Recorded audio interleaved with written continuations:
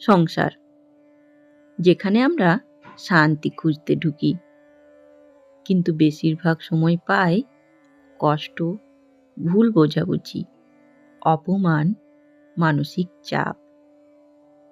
আপনি কি কখনো চুপচাপ ভেবেছেন, আমি তো কারোর খারাপ চাইনি, তবুও আমার জীবনে এত অশান্তি কেন? আপনার ঘরে কি ঝগড়া, মনোমালিন্য, অভিমান, একে অপরকে না বোঝার যন্ত্রণা চলছে? আপনি কি ক্লান্ত? সব দায়িত্ব পালন করেও কি মনে হয়, কেউ আমাকে বোঝে না, কেউ আমার মন দেখে না? আজ আমরা জানব সংসারে থেকে কিভাবে শান্তিতে থাকা যায়, কিভাবে অশান্ত ঘরেও মনে শান্তি রাখা যায়। ঠাকুর শ্রী রামকৃষ্ণদেব এবং মা সারদা দেবীর বাণী, উপদেশ, জীবনের ঘটনার আলোকে। কিন্তু ভিডিও শেষে শিক্ষা, ওটাই আসল চাবি, কিন্তু যেটা জানলে আপনার সংসারের দুঃখও বদলে যেতে পারে ভগবানের পথে। তাহলে চলুন শুরু করি। শ্রী শ্রী ঠাকুর রামকৃষ্ণদেব বলতেন, জগৎকে বদলাতে যেও না, নিজের মনকে বদলাও। সংসারে আমাদের সবচেয়ে বড় ভুল কি জানেন?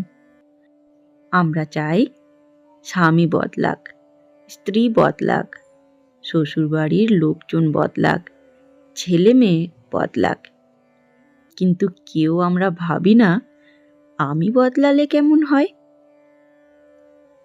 শ্রী শ্রী মা সারদা দেবী বলেছিলেন, দোষ দেখবে নিজের, গুণ দেখবে অন্যের। যেই মুহূর্তে আপনি অন্যের দোষ দেখা বন্ধ করবেন, আপনার মন অর্ধেক শান্ত হয়ে যাবে। কিন্তু শুধু দোষ না দেখলেই শান্তি আসে না, পরের শিক্ষা না জানলে আবার মন ভেঙে যাবে। চলুন তাহলে জানি। শ্রী শ্রী ঠাকুর রামকৃষ্ণদেব বলতেন, সহ্য কর, সহ্য কর, সহ্য কর। যে সহ্য করে সে থাকে। সংসারে শান্তি চাইলে একটা শক্তি লাগবেই, সহ্য শক্তি। শ্রী শ্রী মা সারদা দেবীর জীবন দেখুন, কত অপমান, কত কষ্ট, কত ভুল বোঝাবুঝি, তবুও তিনি কাউকে দোষ দেননি। বরং তিনি বলতেন, পৃথিবী কাঁটায় ভরা, খালি পায়ে হাঁটতে গেলে পা ফুটবেই।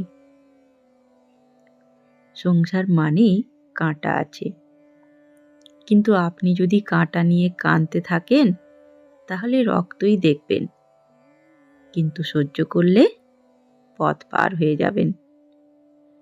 কিন্তু শুধু সহ্য করলেই মানুষ ভেতরে ভেঙে পড়ে, কিভাবে ভেতরটা শক্ত রাখবেন, এটাই পরের শিক্ষার উত্তর।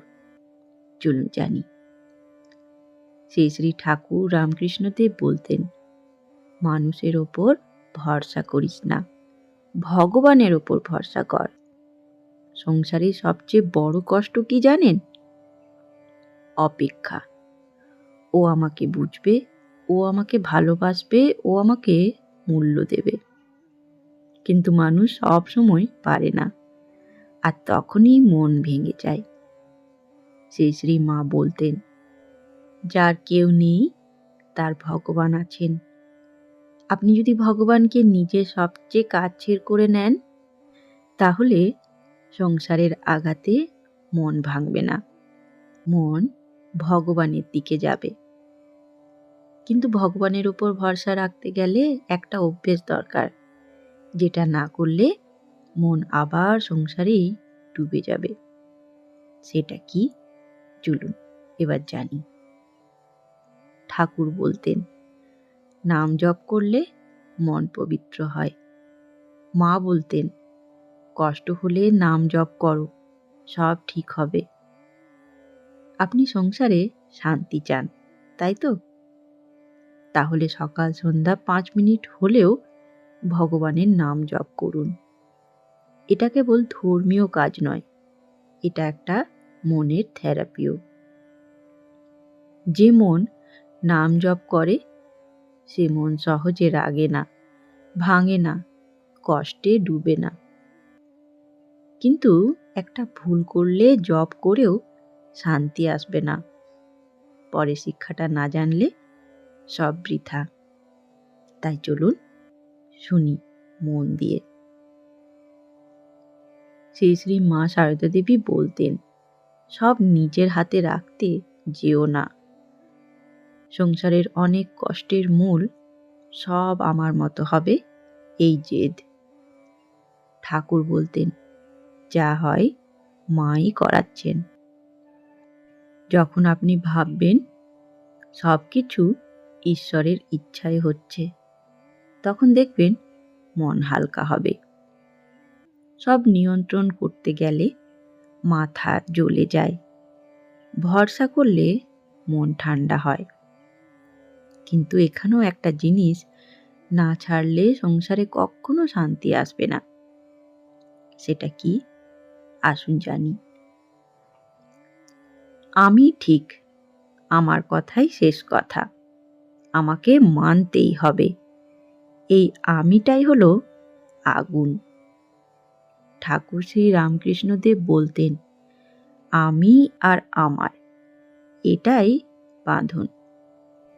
মা বলতেন, নম্র হলে ঈশ্বর কাছে আসেন। যেই আপনি নরম হবেন, ঝগড়া অর্ধেক কমে যাবে। এবার আসছে সবচেয়ে বড় শিক্ষা, যেটা না মানলে কিন্তু বাকি যা যা আপনি শিখলেন কিচ্ছু কাজ করবে না। তাহলে চলুন জানি। শ্রী শ্রী মা সারদা দেবীর বাণী, পৃথিবীতে কেউ পর নয়, সবাই তোমার নিজের। এই একটা ভাব যদি মনে বসে যায়, তাহলে আর কাউকে ঘৃণা করবেন কি? কারোর উপর রাগ কি হবে? সংসারে শান্তি মানে সবাই ভালো হবে না, কিন্তু আপনার মন ভালো থাকবে। ঠাকুর বলতেন, ভগবানের দিকে মন রাখলে সংসার আপনিই ঠিক হবে। তাহলে বন্ধুগণ, আজকের ভিডিওতে আমরা জানলাম, সংসারে শান্তি আসে না বাইরের বদলে, সংসারে শান্তি আসে ভেতরের বদলে। সহ্য, নাম জপ, ভরসা, নম্রতা, অহংকার ত্যাগ, সবাইকে নিজের ভাবা, এই পথই ঠাকুর ও মা আমাদের শিখিয়েছেন।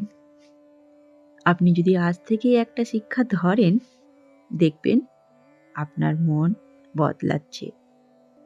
আর মন বদলালে সংসারও বদলাতে শুরু করবে। ধন্যবাদ। ভালো থাকবেন। জয় ঠাকুর, জয় মা, জয় স্বামীজি।